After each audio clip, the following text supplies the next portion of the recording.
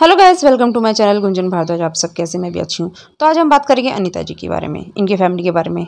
Video ज़्यादा लंबी नहीं करेंगे, बस इतना ही बोलेंगे कि जितने भी यूट्यूबर्स हैं आज के टाइम पे, कुछ यूट्यूबर्स का बोलूँगी, सबका नहीं, इन्होंने यूट्यूब को अखाड़ा बना दिया है और अदालत जो भी होगा यहीं डाल देंगे कि चलो भाई हमारा केस ये हो गया घर में, हमें सब चीज़ यूट्यूब पे डाल देना है और छोड़ देना है जनता के हवाले। अब जनता के ऊपर होता है कि जनता को गाली गलौज करना है कि सपोर्ट करना है, ठीक है।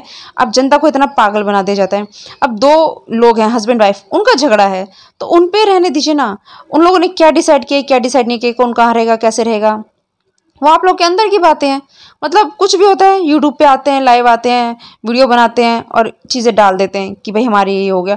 रिश्तों को संभालने वाली चीज़ें कोई नहीं करता। इतने बड़े बड़े हो एज में, अनीता जी आप हो, लाला जी आप हो, तो आपको समझना चाहिए। वैसे अगर रवीना के फैमिली वाले नहीं आके बोल रहे, अगर आप सामने से आके बोल रहे हो अनीता जी, तो आपको सोचना चाहिए ना कि हमें बच्चों को एक होने देना चाहिए। अब पता जब अपनी बहू को गाली गाली दे, कितनी शर्म की बात है। अहमदाबाद हुआ, कहीं भी हुआ, और हमें डाउट होता था जब आप मुंबई गई, कहीं भी गई, तो रवीना साथ होती थी, बट आप कैमरा में नहीं दिखाते थे।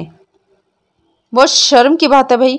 अगर आपको अपनी बहू को एक्सेप्ट नहीं करना है तो सामने से बोल दो हमें एक्सेप्ट नहीं करना है। लेकिन आप यहाँ से दिखा रहे हैं हम एक्सेप्ट कर रहे हैं, लेकिन अंदर ही अंदर अपनी बहू के साथ गलत बिहेव कर रहे हैं।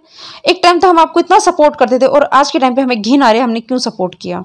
आपके चुलबुले अंदाज को हमने पसंद किया था, बट ये चुलबुले अंदाज के अंदर इतना घिनौना चेहरा हमें नहीं पता था।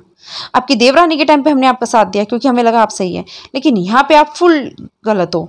यहाँ पे ललित बहुत गलत है। अगर तुमने ललित शादी की है किसी लड़की से, अगर तुम्हारी कुछ शर्तें थी कि तुमको कहाँ रहना है, कहाँ नहीं रहना है, कैसे रहना है, क्या करना है, तो तुम्हें उस पर अब टिके रहना चाहिए था।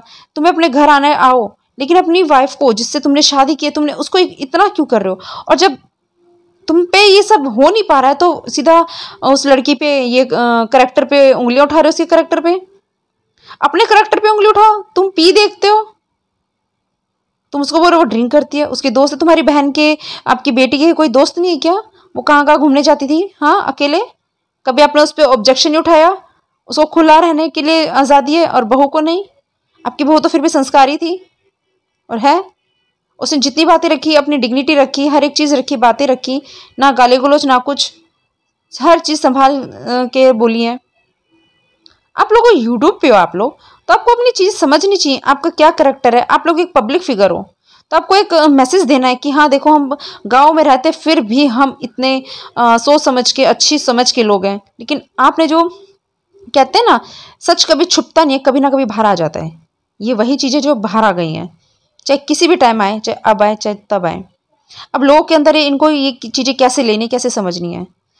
और यूट्यूब पे मैंने एक चीज़ देखी है, अगर लड़की को गलत दिखाना है, उसको गलत बनाना है, तो उसके करैक्टर को ऐसे छलनी कर दो, ऐसे दिखा दो कि वो लड़की बहुत गलत है। यहाँ ननंद और देवर कभी भाभी नहीं बोले और उनसे एक्सेप्ट ये चीज़ें सोच रहे हैं कि वो बहू अच्छे से संस्कारी रहे, बन के रहे, गाँव में रहे। अरे गाँव में तब रहेगी ना जब आप उससे अच्छे से बिहेव करोगे। पहले आप अच्छे से बिहेव करो, उसको बहू मानो। आपने एग्रीमेंट साइन कर लिया कि उससे प्रॉपर्टी नहीं दी जाएगी, ये नहीं दी जाएगी, पता नहीं क्या क्या। मुझे ना समझ